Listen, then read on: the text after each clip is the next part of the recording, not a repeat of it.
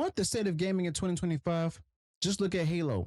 A franchise used to stand for something: action, challenge, grit, now reduced to another corporate vessel for corporate rainbow marketing. Now, the only time Halo makes the news anymore is when it's waving a flag, not when it's doing anything that's impressive or with gameplay or innovation, if you will. Men's Mental Health Month is here, and what does Ubisoft do? They post a rare win for Rainbow Six Siege, a real post recognizing something serious and stuff, something that guys deal with every day, saying it's okay to take off the mask. They said, I mean, for once, a corporate gaming brand actually, acknowledge the isolation and pressure that men face, and they get about 5.9 million views. I mean, respect for that. But Halo decided to go ahead and slap the rainbow back on your visor and tell you to shut up if you're not even clapping for Pride Month and everything. All right. And here's the crazy part. You see, that Rainbow Six post, it was solid. You see, Ubisoft doesn't get many wins these days, but this was one. And strength and vulnerability. You see, encouraging men to reach out, play a game together, ask each other how they're doing. I mean, that's the kind of messaging right there that could possibly save lives. But Halo, on the other hand, it's over here handing out new Unity skins and stuff in Infinite, pushing diversity over depth. And it's always the same thing with this franchise now and now and then. Every single jewel, a shiny piece of new Pride emblem, but ask about men's mental health, you're getting it banned. So Halo has become less about Spartans and more about, social points and everything. And the only time that I hear about, Halo anymore is when they're posting this kind of stuff. And nobody's talking about, the gameplay itself. No one's hyped about the content. It's just social justice marketing. And that should tell you everything. You see, Halo Infinite might technically still exist, but let's not pretend it's thriving. On Steam, they've got, 1,600 people playing on average, peaking at around 3,400, maybe 5,000 or 6,000 on Xbox. And if you're lucky, and so that's what you get. But that's pathetic for what used to be the crown jewel of Xbox. Halo was once the thing that sold consoles. Now it's the thing that sells nothing but pandering, okay? And sure, there are some people who are still holding on, mostly in the Master Chief Collection, which, by the way, is like a lot of people still great and stuff. Some people brought it up from time to time. I mean, that's what they remember, not this watered down corporate experiment that they've been pushing since Infinite, and even with the show itself. 1 through 3 and Reach, that's where the soul of the franchise lives.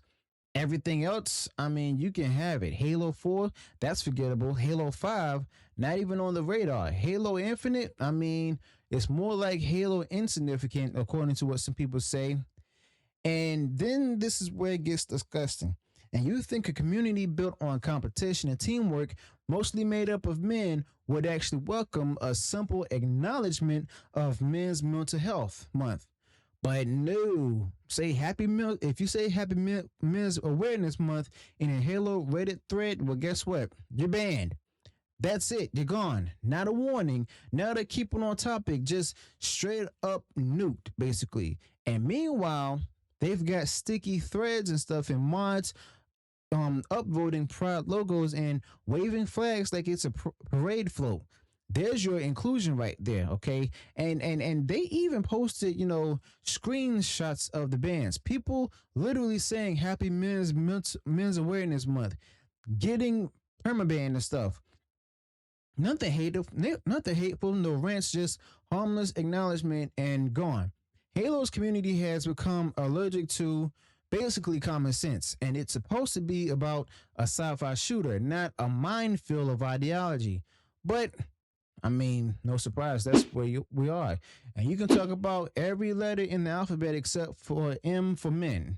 And you'd also think that Halo, of all franchises, would know its player base. It was built on alien parties and Xbox Live lobbies filled with teenage guys figuring out life, escaping stress, and bonding through digital war zones. But That's not happening anymore. The current Halo brand has gone out of its way to alienate the very audience that made it matter in the first place. And they're not even hiding it. You see, they're proud of it, pun intended. And when those same guys speak up, even politely, they get labeled as toxic. All right. I mean, that's nothing new, but it's funny how Halo can post pride gear every single year without fail, but can't lift a finger to support the mental health of the people who kept their franchise afloat for 2 decades. Now, I guarantee you, if someone posted a Pride themed Master Chief fan art, it'd be pinned, upvoted, celebrated, post, hey, fellas, checking on your bros, and boom, your account is toast. Now, Halo moderators made it clear there's only one celebration allowed in June, and it's not for men. Okay, not that we would get anything in the first place. And yeah, I get it. You don't go to the R Halo to talk about mental health. That's fair, but you also don't go there to for pride posts either. And yet, those are fine right now. And that's the huge double standard and hypocrisy. If the rule was to keep it to the game, I'd respect that. But when it's to keep it to the game, unless it's pride and stuff, then the whole thing's a sham. Halo doesn't want community. You see, they actually want something else, which is control, and they'll enforce it with bans and removals if you step outside that script. Okay. Now the irony is that Halo still has a small heartbeat thanks to the Master Chief Collection, which doesn't have any of these issues. Now, you don't log in and simply get a political sermon, you get straight to the action. And that's how it should be. But Infinite is the branch that got infected. Corporate branding shoved into your face. Look at us, we care. While the gameplay stagnates and the numbers shrink and the community dies as well. And Halo could have fixed this years ago, but instead they chose signaling over substance. All right. Now, the franchise itself feels like it's running on fumes. Nobody talks about Halo with excitement anymore. It's all remember when, and that's the heart, man. That's heartbreaking right there, you know. And this was the FPS. It defined a generation, and now it's reduced to a marketing gimmick every June. Every time you hear about Halo, it's about what they're promoting, all right, not what they're improving, all right. They've given up on winning players back, and they're just trying to go ahead and please investors and social media mobs, basically. Okay, and don't even get me started on the idea that Halo might just make Master Chief gay next. You see, that's not a joke, and that's where things basically headed. If the franchise keeps leaning into identity over immersion, it's just a matter of time that they'll run out of inclusion check boxes and turn into the character himself. Now, it won't matter if it breaks lore or makes no sense. It'll be about the headline, the tweet, the press release. And Halo isn't about Spartans anymore. You see, it's about slogans. All right.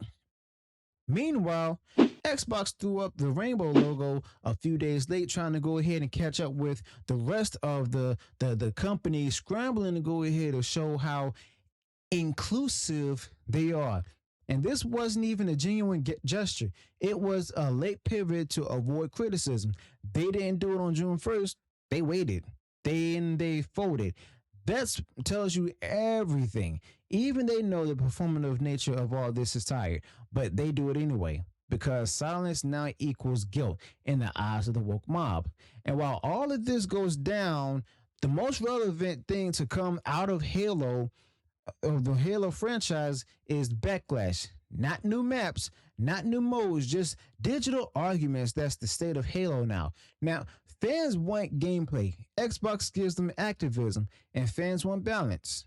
The mods give them bans. Fans want Halo, and what they get is instead is a rainbow colored visor and a warning not to speak out, basically. Okay, so yeah, I mean, Ubisoft of all people for is doing something right with Rainbow Six, and that post about men's mental health, it actually mattered. It reached people, it got traction, and it didn't feel like a corporate checklist and stuff. And meanwhile, Halo, a franchise once about strength, sacrifice, and heroism now punishes you for asking people to care about men in pain. If that's not a franchise in decline, well, I don't know what is, all right? Now, if Halo actually wants to win people back, it needs to go ahead and remember where it came from. It needs to stop pushing ideology and start delivering gameplay. It needs to listen to the players instead of just simply policing them. Because as it stands right now, Halo doesn't even feel like a game anymore. It feels like an HR department, and nobody logs in for that. I mean, if you want to celebrate something, just simply celebrate a gameplay that actually matters. Celebrate stories that inspire. Celebrate players who actually built your legacy before they're all gone. So let me know your thoughts on this in the comments below. Be sure to smash that like button and share this video far wide across social media. But go ahead and subscribe to the channel. Turn on the bell for future uploads and notifications. And I'll see you all in the next one. Until then, peace.